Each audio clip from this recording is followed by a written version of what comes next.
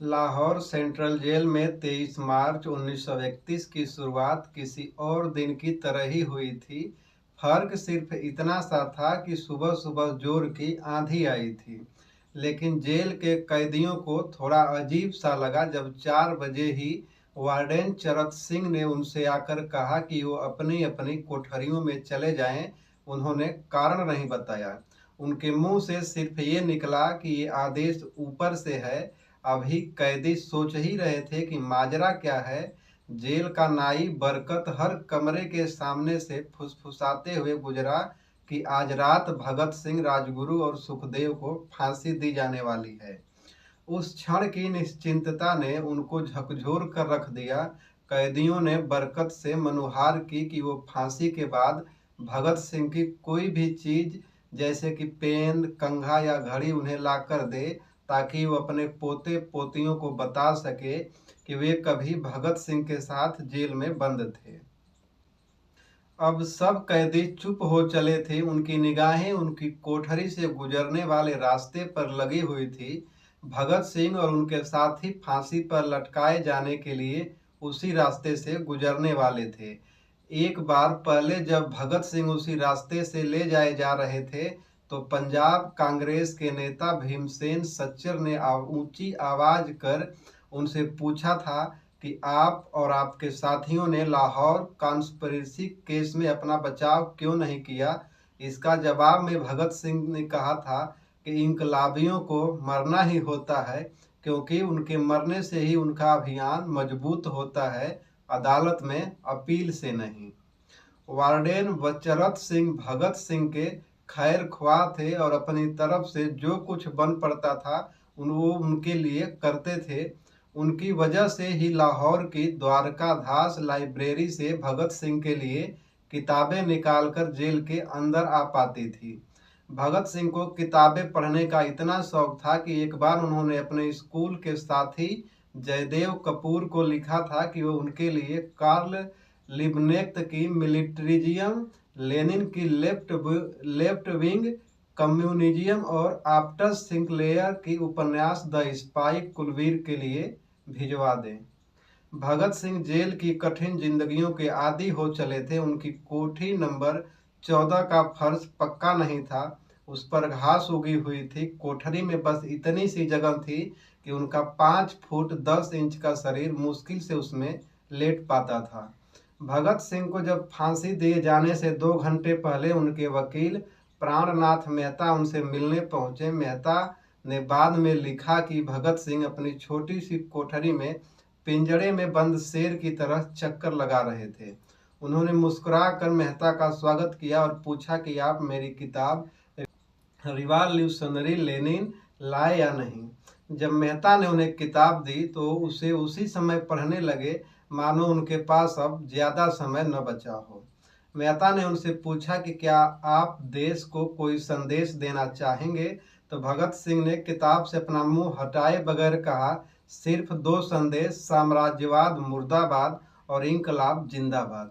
इसके बाद भगत सिंह ने मेहता से कहा कि वो पंडित नेहरू और सुभाष चंद्र बोस को मेरा धन्यवाद पहुंचा दें, जिन्होंने मेरे केस में गहरी रुचि ली थी। भगत सिंह से मिलने के बाद मेहता राजगुरु से मिलने उनकी कोठरी पहुंचे। राजगुरु के अंतिम शब्द थे, हम लोग जल्द मिलेंगे। सुखदेव ने मेहता को याद दिलाया कि उनकी मौत के बाद जेलर से वो कैरम बोर्ड ले लें जो उन्होंने उन्हें कुछ महीने पहले दिया था। मेहता के जाने के थोड़ी देर बाद जेल अधिकारियों ने तीनों क्रांतिकारियों को बता दिया कि उनको वक्त से 12 घंटे पहले ही फांसी दी जा रही है। अगले दिन सुबह 6 बजे के बजाय उन्हें उसी शाम 7 बजे फांसी पर चढ़ा दिया जाएगा। भगत सिंह मेहता द्वारा लिखी गई किताब के कुछ पन्ने ही पढ़ गए थे। उनके मुंह से अचानक निकला, क्या आप मुझे इस किताब का एक अध्याय भी खत्म करने नहीं देंगे। भगत सिंह ने जेल के मुस्लिम सफाई कर्मचारी बेबे से अनुरोध किया था कि वो उनके लिए फांसी दिए जाने से एक दिन पहले शाम को अपने घर से खाना ले आए। लेकिन बेबे भगत सिंह की इच्छा पूरी नहीं कर सके, क्योंकि भगत सिंह को 12 घंटे पहले फांसी देने का फैसला ले लिया गया और बेबे जेल के गेट के अंदर घुसे ही नहीं। थोड़ी देर बाद तीनों क्रांतिकारियों को फांसी की तैयारी के लिए उनकी कोठरियों से बाहर निकाला गया। भगत सिंह, राजगुरु और सुखदेव ने अपना हाथ जोड़े और अपने प्रिय आज़ादी गीत गाने लगे। कभी वो दिन आएगा जब हम आज़ाद होंगे, ये अपनी ही जमी होगी और ये अपना ही आसमान होगा। फिर इन तीनों का एक एक कर वजन लिया गया। सबके वजन बढ़ गए थे। इन सबसे कहा गया कि अपना आखिरी स्नान करें। फिर उनको काले कपड़े पहनाए गए, लेकिन उनके चेहरे खुले रहने दिए गए। चरत सिंह ने भगत सिंह के कान में फुसफुसा कर कहा कि वाहे गुरु को याद करो। भगत सिंह बोले, पूरी जिंदगी मैंने ईश्वर को याद नहीं किया। असल में मैंने कई बार गरीबों के क्लेश के लिए ईश्वर को भी कोसा है। अगर मैं उनसे माफी मांगूंगा तो कहेंगे कि इससे बड़ा डरपोक कोई नहीं है। जब इसका अंत नजदीक आ रहा है, इसलिए माफी मांगने आया है। जैसे ही जेल की घड़ी ने 6 बजाया, कैदियों ने दूर से अतीत कुछ पदचापे सुनी। उनके साथ भारी बूटों के जमीन पर आवाजें पड़ने की सुनाई दे रही थी। साथ में एक गाने का भी दबा स्वर सुनाई दे रहा था, सरफरोशी की तमन्ना अब हमारे दिल में है। सभी को अचानक जोर जोर से इंकलाब जिंदाबाद और हिंदुस्तान आज़ाद हो के नारे सुनाई देने लगे। फांसी का तख्ता पुराना था, लेकिन फांसी देने वाले काफी तंदुरुस्त। फांसी देने के लिए मसीह जल्लाद को लाहौर के पास शहदरा से बुलाया गया था। भगत सिंह इन तीनों के बीच में खड़े थे। भगत सिंह अपनी मां को दिया गया वो वचन पूरा करना चाहते थे कि वो फांसी के तख्ते से इंकलाब जिंदाबाद का नारा लगाएंगे। लाहौर जिला कांग्रेस के सचिव पिंडी दास सोधी का घर लाहौर सेंट्रल जेल से बिल्कुल लगा हुआ था। भगत सिंह ने इतनी जोर से इंकलाब जिंदाबाद का नारा लगाया कि उनकी आवाज़ सोधी के घर तक सुनाई दी। उनकी आवाज़ सुनते ही जेल के दूसरे कैदी भी नारा लगाने लगे। तीनों युवा क्रांतिकारियों के गले में फांसी की रस्सी डाली गई, उनके हाथ और पैर बांध दिए गए। तभी जल्लाद ने उनसे पूछा, सबसे पहले कौन जाएगा? सुखदेव ने सबसे पहले फांसी पर लटकने की हामी भरी। जल्लाद ने एक एक कर रस्सी खींची और उनके पैर के नीचे लगे तख्तों को पैर मारकर हटा दिया गया। काफी देर तक उनके शव तख्तों से लटके रहे। अंत में उन्हें नीचे उतारा गया और वहां मौजूद doctor lieutenant colonel J Nelson और लेफ्टिनेंट कर्नल NS सेंधी ने उन्हें मृत घोषित कर दिया। एक जेल अधिकारी पर इस फांसी का इतना असर हुआ कि जब उससे कहा गया कि वह मृतकों की पहचान करे तो उसने ऐसा करने से साफ इनकार कर दिया। उसे उसी जगह पर निलंबित कर दिया गया। एक जूनियर अफसर ने ये काम को अंजाम दिया। पहले योजना थी कि सबका अंतिम संस्कार जेल के अंदर ही किया जाएगा, लेकिन फिर यह विचार त्यागना पड़ा जब अधिकारियों को आभास हुआ कि जेल से धुआं उठते देख बाहर खड़ी भीड़ जेल पर हमला कर सकती है। इसलिए जेल की पिछली दीवार तोड़ी गई। उसी रास्ते से एक ट्रक जेल के अंदर लाया गया और उस पर बहुत अपमानजनक तरीके से उनके शवों को एक सामान की तरह डाल दिया गया। पहले तय ये हुआ कि उनका अंतिम संस्कार रावी के तट पर किया जाएगा, लेकिन रावी में पानी बहुत कम था, इसलिए सतलज के किनारे शव को जलाने का फैसला लिया गया। उनके पार्थिव शरीर को फिरोजपुर के पास सतलज नदी के किनारे लाया गया। तब तक रात के 10 बज चुके थे। इसी बीच उप पुलिस अधीक्षक कसूर सुदर्शन सिंह कसूर गांव से एक पुजारी जगदीश अचरज को बुला लाए।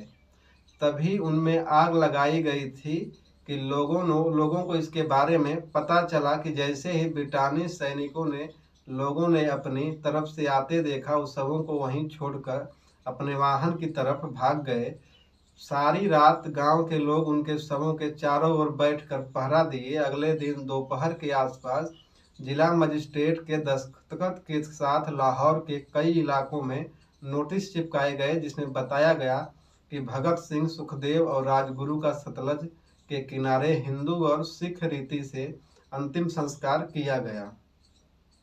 इस खबर पर लोगों की कड़ी प्रतिक्रिया आई और लोगों ने कहा कि इनका अंतिम संस्कार करना तो दूर, उन्हें पूरी तरह जलाया भी नहीं गया। जिला मजिस्ट्रेट ने इसका खंडन किया, लेकिन किसी ने उस पर विश्वास नहीं किया।